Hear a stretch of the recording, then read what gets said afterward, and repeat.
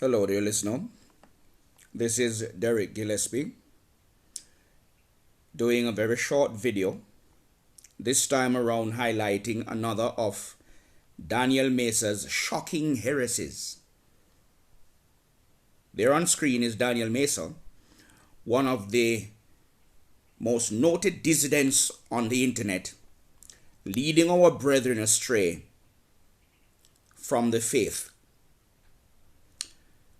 In this short video, I will now highlight his latest shocking heresy, this time directed against the members of the Godhead.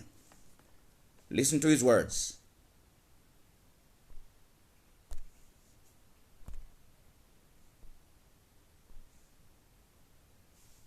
So the first in power was the Father, the second in power was the Son, and the third in power was Lucifer. So the three highest powers in heaven were the Father, the Son, and Lucifer representing the angels. I think that's fascinating. Well, what I find fascinating is that he said he read Mrs. White's writings and came away with that conclusion. Notice, the Father, first in power, the Son, second in power, and Lucifer, when he was there in heaven, was the third. Let's hear from Mrs. White herself, telling us exactly what the truth is. This article on screen is the actual photocopy from the August 16, 1905 Signs of the Times periodical, published by Mrs. White herself while she was very much alive, active, and in good health. Mrs. White said in the article, Living for Christ, as a Christian submits to the solemn rite of baptism, the three highest powers in the universe, the Father, the Son, and Lucifer, place their approval on his act, pledging themselves to exert their power in his behalf as he strives to honor God. Is that what you see on the screen as you read along with me, dear reader, dear listener? Certainly not. We don't have to take the word of Daniel Mesa as to who Mrs. White spoke of as the three highest powers in the universe. She said it in her own words. We don't have to rely on the mistaken conclusions drawn by Daniel Mesa, who misreads and misunderstands Mrs. White's writings. Here in her own words, she says, the three highest powers in the universe, not just in heaven, are the Father, the Son, and the Holy Spirit. In the book Evangelism, which compiles some of her writings, on page 617, she makes plain that the three highest powers in heaven are the Father, the Son, and the Holy Spirit. Let us see how Mrs. White treated these three highest powers in the universe and in heaven, the Father, the Son, and the Holy Spirit. The three highest powers, whom of course she describes the Son as being co-equal with the Father, not the second. If the Father is the highest authority in the universe, then Jesus being co-equal with him is right there alongside him as the first in the universe. That is why the Bible calls Jesus the first and the last in Revelation 2 and verse 8. Just like the Father, he's not second, he's the first.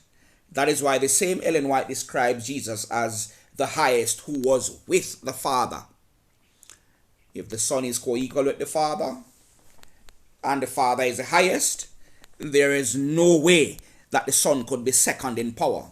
He is just like the Father, as Mrs. White said, the highest, who was with the Father.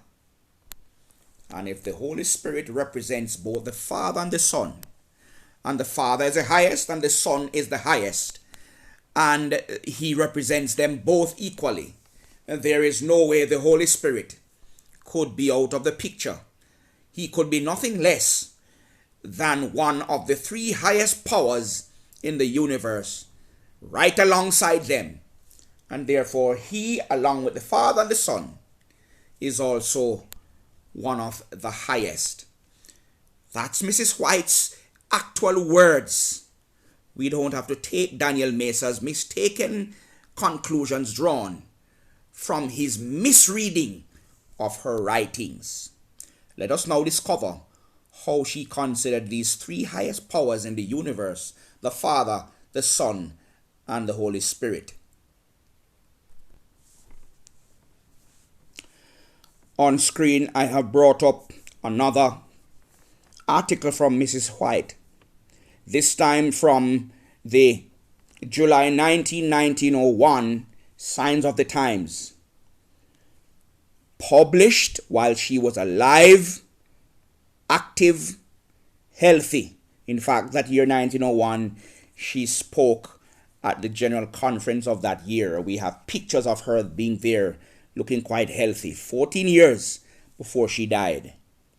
And in an article called Christ's Prayer for Us, Mrs. White treated the subject of God in a very interesting way. And she starts out with John chapter 17 and verse 3. Notice her words. "This is life eternal, that they might know thee, the only true God, and Jesus Christ, whom thou hast sent." These words are of greatest importance to us. How did Mrs. White treat the only true and living God? Who was he? Who is he?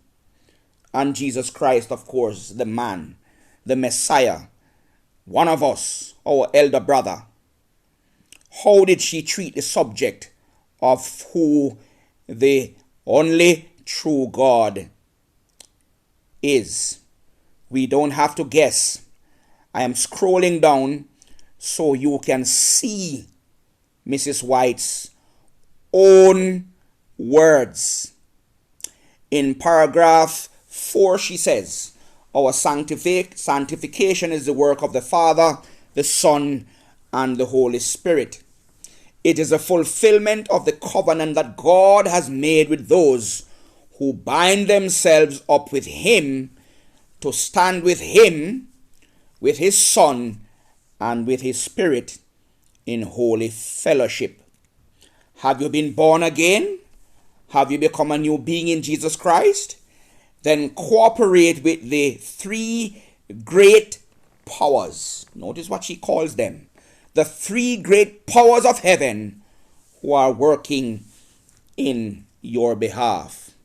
No mention here of Lucifer among the three great powers of heaven, or the three highest powers of heaven. She continues, "When you accept Christ, you are in one sense cut away from the world. You are dead to its ambitions, dead to its greed for advantage over your brethren and neighbors. God says, 'Come out from among them, and be ye separate, and touch not the unclean thing, and I will receive you, and will be a father unto you, and ye shall be my sons and daughters, saith the Lord Almighty.'" So God speaking pledges to be a father. God speaking as the Lord Almighty pledges to be a father to us, his sons and daughters. Who is that father pledging to be a father to us, speaking as God? Ellen White makes plain in the very next line.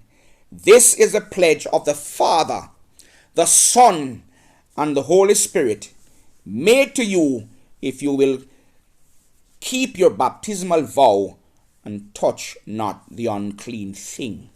We don't have to guess. In the very words of Mrs. White, she tells us that God, who is pledging to be a father to us, and who speaks as the Lord Almighty. This is not one person speaking. Despite the pronoun I was used, this is the pledge of the Father, the Son, and the Holy Spirit. That's Mrs. White's concept of who the only true God is.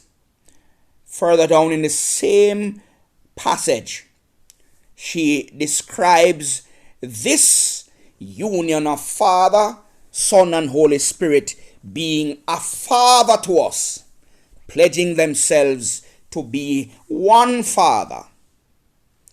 She continues, those who unite with the Father, the Son, and the Holy Spirit, who show by their lives that they are no longer following the course they followed before they united with these divine instrumentalities, they will receive wisdom from above.